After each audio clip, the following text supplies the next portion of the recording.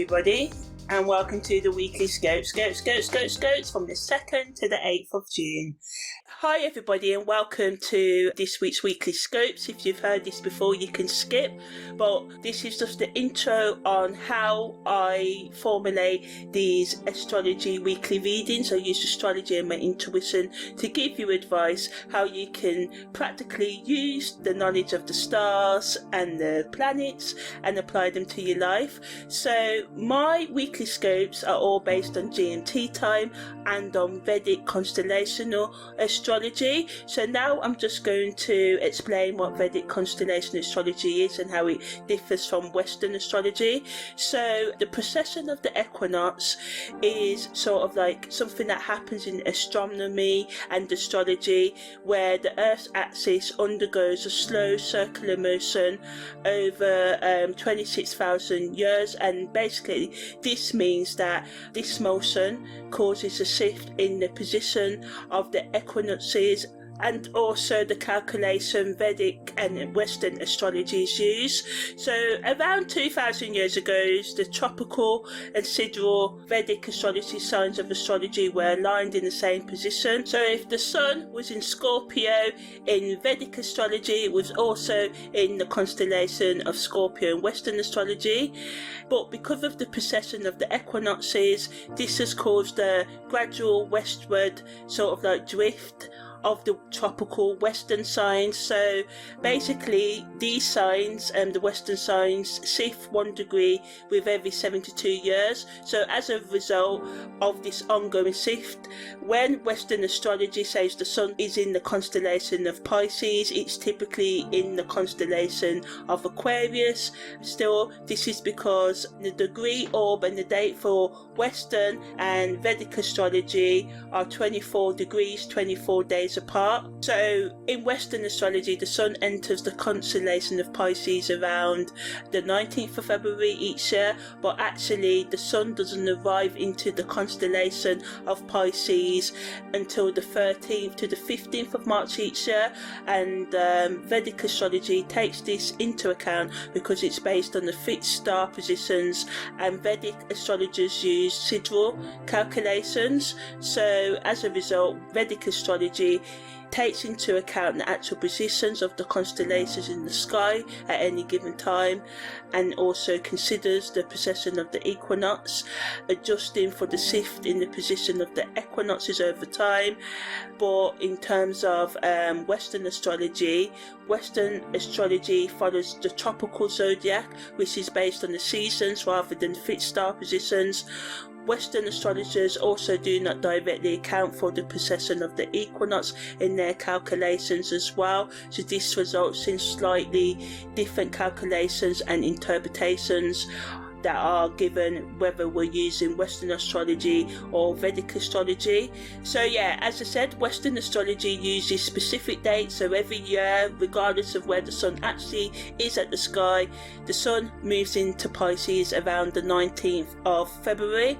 So yeah, this discrepancy, this misalignment between the tropical zodiac and the actual positions of the constellations has led to a discrepancy between Vedic astrology and Western astrology.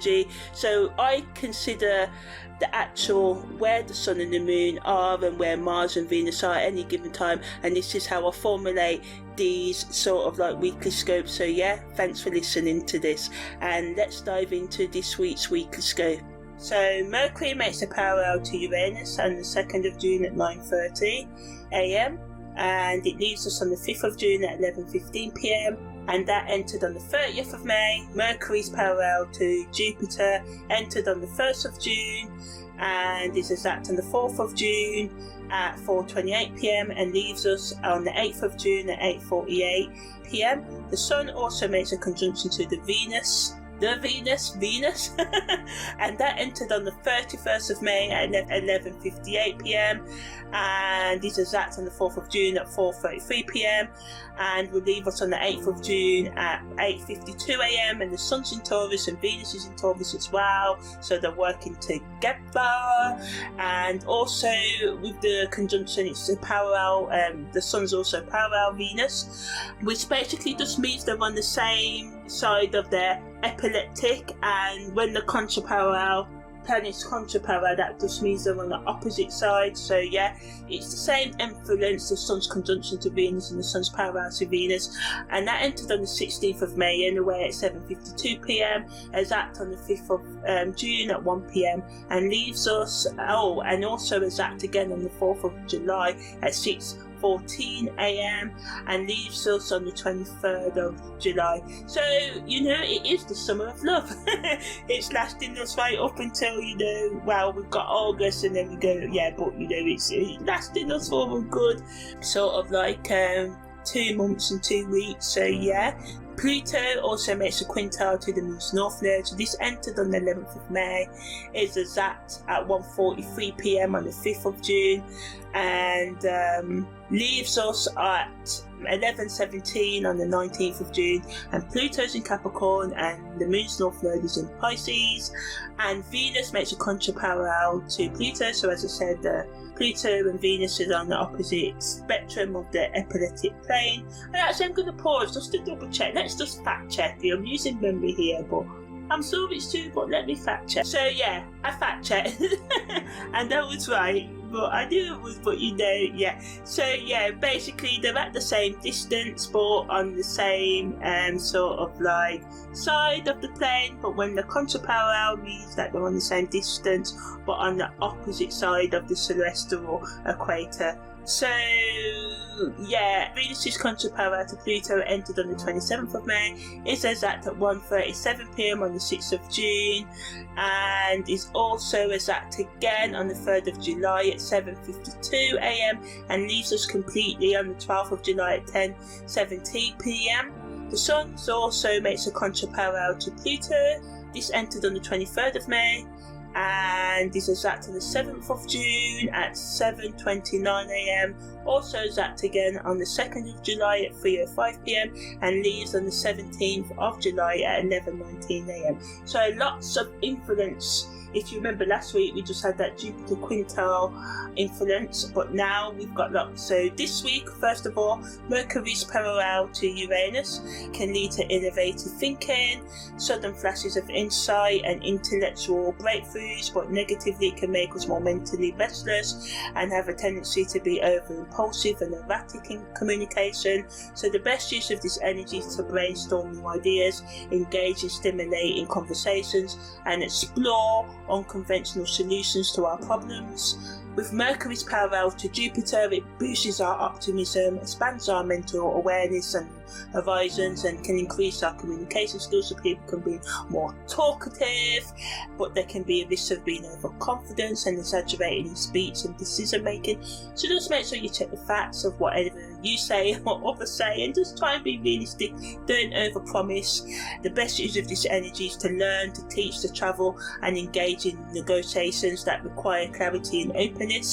So the Sun's conjunction to Venus brings a harmony between love and beauty and creativity in our relationships and self-expression, but negatively adds to us overindulging in gossiping and pleasure-seeking activities and being overly dependent on others and external products and things for validation. So it's, as we go on in our lives, we have to build up our inner validation and know the good and bad things that we do. And really, there's no I don't want to say there's no good and bad, because there are some things that we just shouldn't do. But if we use everything that happens as an opportunity for growth, our world, our perspectives can just open up. And no one's saying that heartbreak and trauma and abandonment and rejection are easy things to deal with.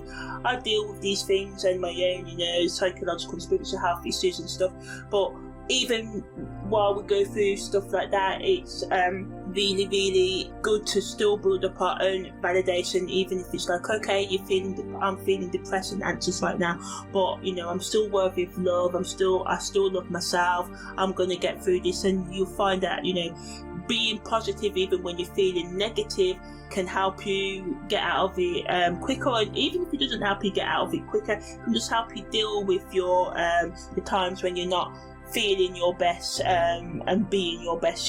So the best use of this energy is to express love, especially self-love and appreciation, to be more creative and focused on self-care and just loving on yourself, because we can never love on ourselves too much. But yeah, Venus and the Sun's conjunction just helps us to be more loyal to ourselves, appreciate material comforts and bring stability, but we just need to watch out for being too possessive as well of others and stubborn as well. So yeah, and just be more appreciative, as I said, of you and others, and just try and be gentle and open to love. So yeah, Pluto's quintile to the Moon's North Node, so it's sort of energy. Pluto's in Capricorn, the Moon's North Node is in Pisces, so this helps us with our spiritual growth and evolution this week. It can bring a deeper sense of purpose and direction. It wants us to embrace our true selves and go after our soul's higher consciousness, passion and wants, and calling with unwavering determination. It can empower us to release old patterns that no longer serve us and step into being a more sort of like authentic version of ourselves. It offers an opportunity for profound emotional healing and inner strength, enabling us to navigate life's challenges with more resilience and grace. But on the flip side, it can also bring up intense emotions and confrontations with our deepest fears and insecurities, and external things can trigger us, so you may sort of like just your thoughts wander and you're faced with your vulnerabilities.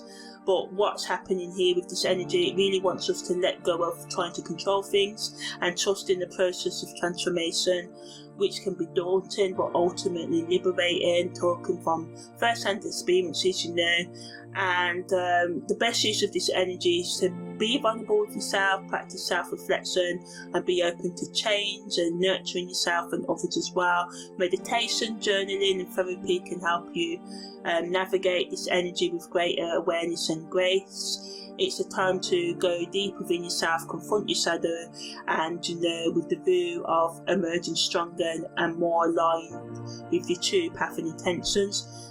Venus contra to Pluto, it can stir up intense emotions related to love and relationships and our values. It can bring about power struggles and issues of control. So this is a theme of this week as well. A lot of energies amplifying this. Whatever happens now is kind of pushing us to reassess our relationships and to be aware of the deeper dynamics at play. Is it a frenemy? Are you really friends?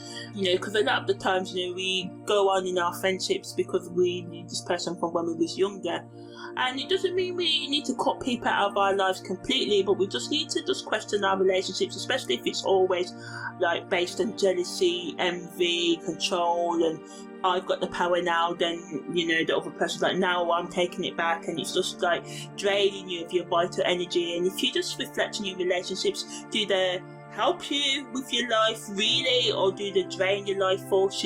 So it's crucial to practice self-love and self-worth and set healthy boundaries, as Venus aligns with Pluto in this contra-parallel.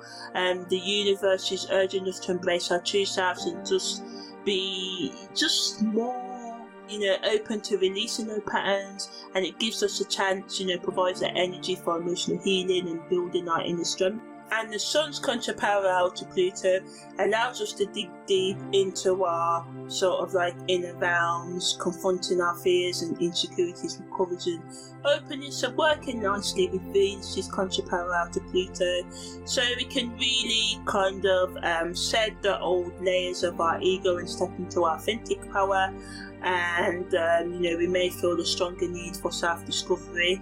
It's basically again wanting us to and supporting us in releasing them outdated beliefs and behaviours that no longer serve us, and allow ourselves space for growth and rebirth. It challenges us and gives us the energy to face our shadows with compassion and honesty, as I was saying earlier, recognising that true strength comes from embracing all aspects of ourselves. The shadow, it's not nice to realise that maybe you're a bit of a hat too, that you may be a bit of a egotistical, have narcissistic tendencies. Not that you're a narcissist, but I believe all of us have narcissistic tendencies. We live in a world and we're all pointing our fingers at, oh, you're to blame, you're to blame, you're to blame, it's not me. But when we look into ourselves and see that we are all part of the problem, but we can also be part of the solution, this is when we can really heal our world. If we continue the way that we're going, I don't know. I'm not a doomer. I'm a kumbaya. So that basically means that I believe that we ultimately are going to get through this. But yeah, So basically it wants us to let go of control and allow transformation to unfold naturally, because a lot of the times we try and false growth. I used to do it. I used to think, oh gosh, why don't I change this habit now? And I just realised, and things would just drop when they drop. If you just take those daily steps to self transformation, working through your emotional, psychological and spiritual wounds, taking time, finding out what works for you, doing as much research, just realise that there's just so many information out there, and we don't have to follow one particular person, whether it be a spiritual guru or someone who believes in hustle culture. It's not, one big theme of my life is picking sense out of nonsense. So, you listen to things, listen to content and learn. We can listen, but you pick out the things that resonate with you. So this energy wants us to align with our authentic selves, honour our worth and our uniqueness, and pave the way for healthier connections with yourself and others, and have a more empowered sort of like existence. So yeah, on the 2nd of June, the moon enters void of course at sort of like at 35 minutes past midnight. That's the one. Moon's north node goes retrograde at 4:09 a.m. Mercury's parallel to Uranus is exact at 9:30. Venus quintile to Neptune is exact at 9:43, and Mercury's semi-square to the Moon's north node is exact at 8:54 p.m. So the Moon enters Aries at 9:11 p.m. So when the Moon north node turns stationary retrograde, it signifies a time for soul growth, learning our karmic lessons. It helps us in making progress on our journey of self-development or spiritual development or intellectual, whatever development you're working on. Negatively, it can add to the energies that I talked about earlier that bring unresolved issues from the past to our attention, that challenge us emotionally. The best use of this energy, again, is to just learn from past experience. Venus's quintile to Neptune increases our sensitivity, creativity and romantic energies that can lead to positive connections with others, lessening the aspects that are bringing us aggressiveness this week and impatience. It can help us have a deeper sense of compassion, encourages us to explore our fantasies and express our emotions more freely, but it can make us susceptible to illusions and deceptions if we're not grounded. The best use of this energy is to channel it into creative and meaningful projects, deepen emotional connections with ourselves and others, and being nurturing with ourselves and self-loving with ourselves as well. Mercury semi-square to the Moon's north node brings tension and challenges, especially in the realms of communication and personal growth. There can be misunderstandings and understandings, and that we need to use patience if we want to resolve them positively. It wants us to pay attention to how we express ourselves and to listen to others with empathy, and active listening is really good to practice right now. It wants us to sort of think about the thoughts and beliefs that we have and the actions that we do, and try and align them more with our authentic beliefs and our spiritual growth. The best use of this energy is to practice clear and compassionate communication with yourself and others, and be open to learning from different perspectives and engaging in introspection. So as I was talking earlier about us being decisive, it helps us to be less decisive on the positive end and be open to hearing opinions that differ from ours. Mars also enters Aries, so it boosts our energy, our courage and assertiveness, ignites our passion, drive and desire for new beginnings. It allows us to take bold actions in going after our goals and asserting our individuality, and it allows us to reflect on past experiences, and this can serve as a powerful catalyst for personal evolution. In these moments of increased creativity, it offers us a chance for deep personal growth and emotions and fantasies while staying grounded, and we can pave the way for meaningful connections and artistic inspiration. So on the 3rd of June, Jupiter makes a trine to Pluto. The moon enters its balsamic moon phase at 3:36 a.m. Jupiter's trine to Pluto is exact at 1:13 a.m. Mercury makes a sextile to Neptune at 4:58 a.m. and finally, to finish off the day, Mercury's quintile to Saturn is exact at 7:11 p.m. So Jupiter's trine to Pluto helps us with our deep inner change and empowerment. allows us to just be more open to transformation. Negatively, we can it adds to the overconfidence of the week and just power dynamics getting a bit controlling. The best use of this energy is just to focus on ambitious projects, delving into your personal development journeys. For example, some of you may find success in starting a transformative business venture, or starting or continuing intense psychological healing right now. With the balsamic moon, it wants us to, it's perfect for closure and reflection and releasing old patterns that no longer serve us. So reflecting the energies of this week, but it can make us feel sad and a sense of finality, and which can be challenging because some things may end and you just may feel a bit bored and fed up with life. Because it can get like that, you can get bored of routine, just going to work, paying the bills and all of that, and it can just really make you feel drained of your energy.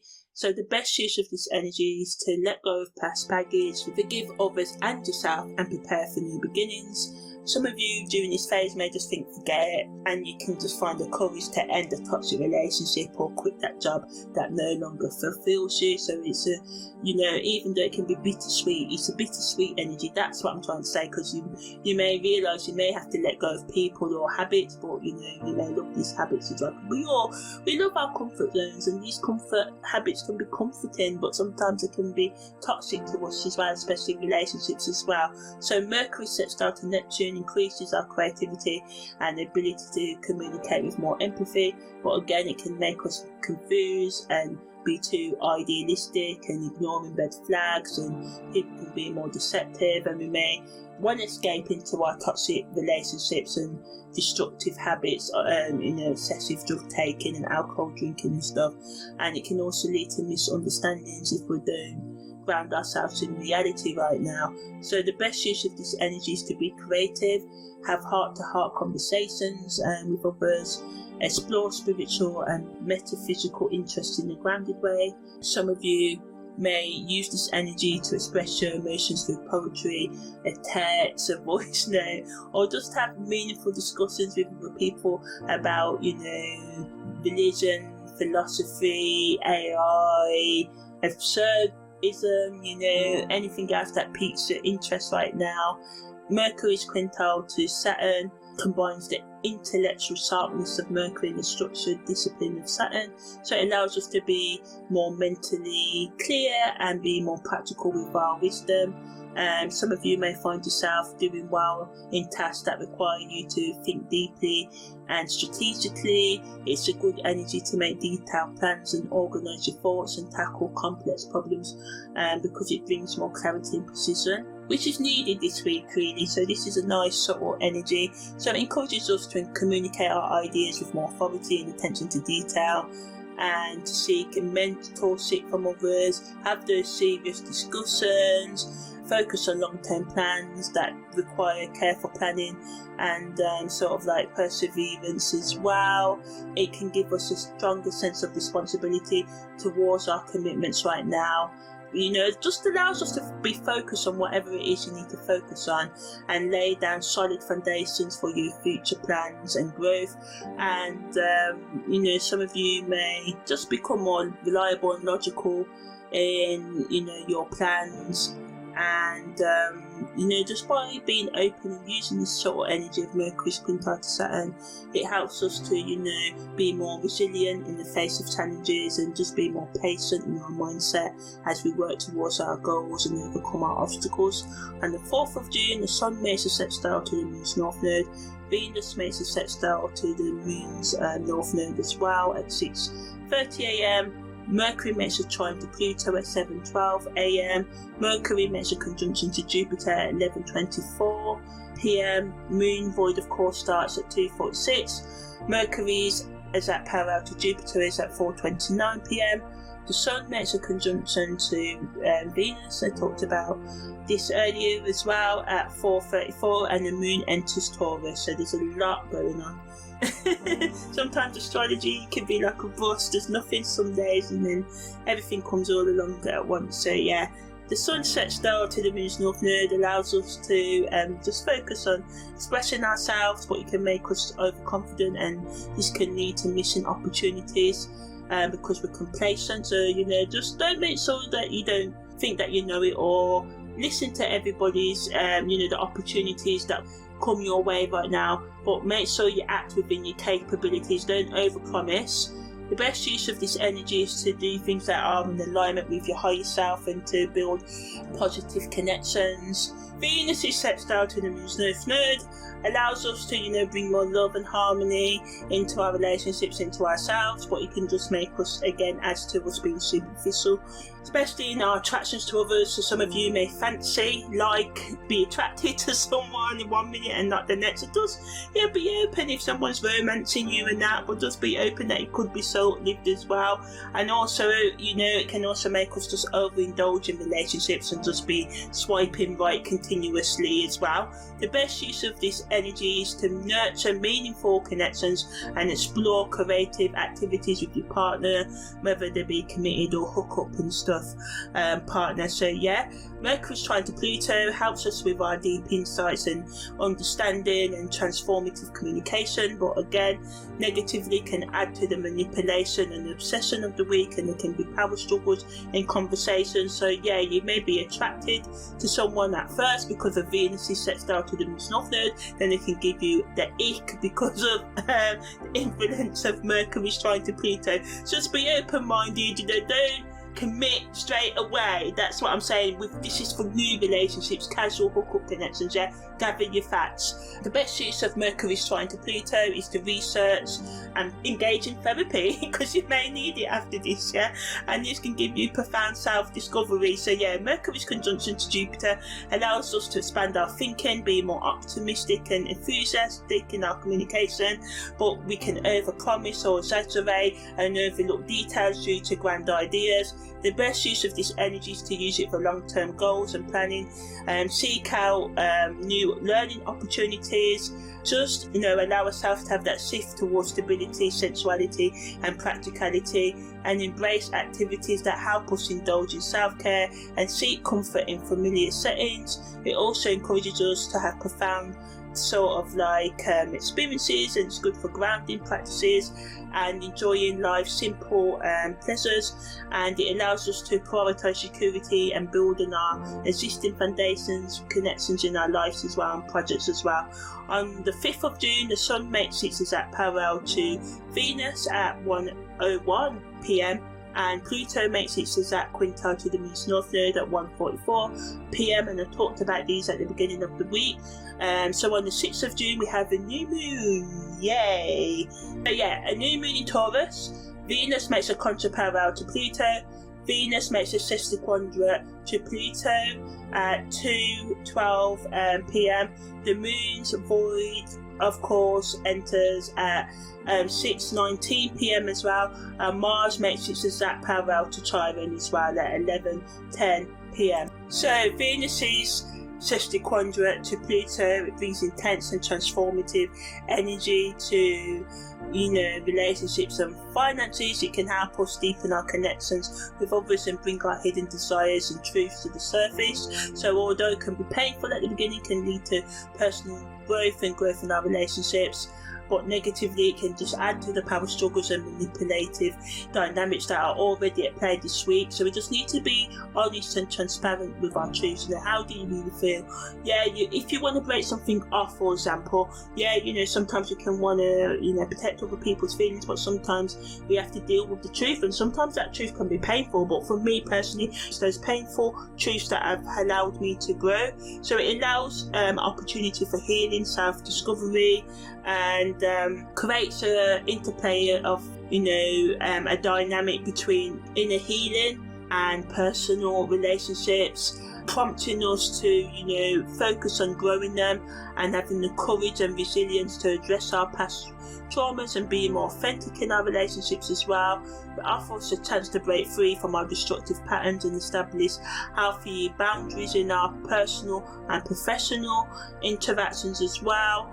But we just have to remember to approach this week as we go into the weekend with awareness, and just remember that things can get emotionally volatile if we're not consciously managing how we listen to people, how we say things as well. So just make sure you try, don't sugarcoat things, but just make sure you use respectful communication, listen to others, state your point, listen to their point, and give each other time and space to go away and think as well. Don't be too pussy as well. So this energy is also good for self-care, open communication, and promoting more emotional balance within ourselves and our relationships as well. On the 7th of June, Mercury makes a semi-square to Chiron, the Sun makes a sister quadrant to Pluto, and the Moon enters Gemini as well, and the Sun makes its contraparallel to Pluto.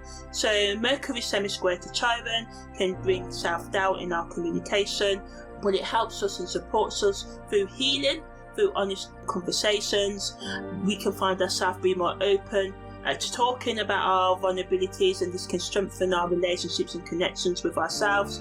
But the Sun's quadrant to Pluto can bring a sense of tension and unease, leading to internal conflicts and power struggles as well. So, there's a lot of power struggles this week, isn't there? Like every aspect, we're getting power struggles. But what they really want us to do, the best use of them, is to get out of our comfort zone. Be honest, because we may discover hidden strengths in our relationships within ourselves, especially when we're faced with obstacles right now as well. As the Moon enters Gemini, we can be more curious and flexible. It promotes us being more social. We may seek more intellectual stimulation and sexual stimulation as well. It helps us to engage in lively debates and connect with others on a deeper level. But negatively can make us gossipy and restless and fickle, promising things, saying, oh yeah, I love you, but it's superficial, so just watch out for that as well. And just allow ourselves to be open to the insights that these energies of today are offering us in terms of learning more about ourselves and those we're in relationship with. So on the 8th of June, Venus makes a square to Saturn, and Mars makes a semi-sextile to Neptune. So this can make us be more real in our relationship. It encourages us to evaluate our commitments and responsibilities, and helps us with long-term planning, especially in the realms of love and finances. So some of you may decide to have an open conversation with your partner about your future together, which can lead to endings for some of you, but also can lead to deepening the bond and creating a solid foundation for your relationship in the future. But it can also bring feelings of insecurity and loneliness. Saturn's influence can create barriers to intimacy and emotional expression, and this can manifest as difficulties in forming new relationships or receiving affection from others as well. Mercury semi-sextile to Neptune combines the energetic qualities of Mars with the dreamy and intuitive nature of Neptune. So this can spark our creativity as we go into the weekend. Maybe this week was hard. There's a lot of aspects that made it hard. So maybe this weekend you can just chill out a bit, have more compassion with yourself. But it also can just make us feel more motivated to go after what we really want in life. So yes, some things may have ended this week for some of you, but this energy allows us to feel more optimistic about these endings, and to be healed for painting, drawing, singing, dancing, hugging trees, tai chi, yoga, I don't know, watching your favourite film. Sometimes, what movies did you like as a child? You get to adult and think, oh, we can't do that. If you want to watch that cartoon, watch that cartoon, do the things that make you happy. So yeah, artists can experience a surge of creativity, so this can lead to creating meaningful and impactful works of art and music right now that resonate with you and others on a profound level. It can make us more empathetic, making it easier for us to connect with our inner selves and understand the emotions of people around us. But it can also blur boundaries and lead to unrealistic expectations and actions, because Neptune energy can always cause us to ignore red flags, to be toxic in what we drink and eat and say as well, and what we allow other people to do to us. So overall, Mars' semi-sextile to Neptune encourages us to go after what we want with passion and mindfulness. It invites us to find a balance between drive and intuition, allowing for us to tap into our inner guidance while taking decisive action towards reaching our goals. And it reminds us to stay connected to our dreams and ambitions, and Jupiter's in Taurus right now, and so it can just help us manifest. Yeah, maybe you think, oh, I'm too old to do this and that, but you're not going to ever get any younger. That is the fact of life. So what I'm trying to say is, it's never too late to start again, to believe again, and I believe there's friends out there for everyone, there's a lover out there for everyone, and the only reason why we don't meet these people is because we're shut down. So by embracing both the assertive energy of Mars and the ethereal essence of Neptune as we close the week, we can navigate the challenges that come up and process the challenges that have come up this week with more courage and compassion, and this can just help us with our personal growth, understanding and deepening of the connection with ourselves and the world around us. Sometimes we have to accept the facts of life. Yeah, that's it, accept the facts of life, and it can be painful because life can be hard, but it can be such beautiful. There's so much love in the world if you're willing to start with the key step of taking a chance on yourself and learning to love yourself. So, song of the week, let's make it Mamas and Papas, Mama Cass, make your own kind of music. So yeah, that's the theme of this week. So yeah, that's the end of the weekly scopes from the 2nd to the 8th of June. Take care and see you next time.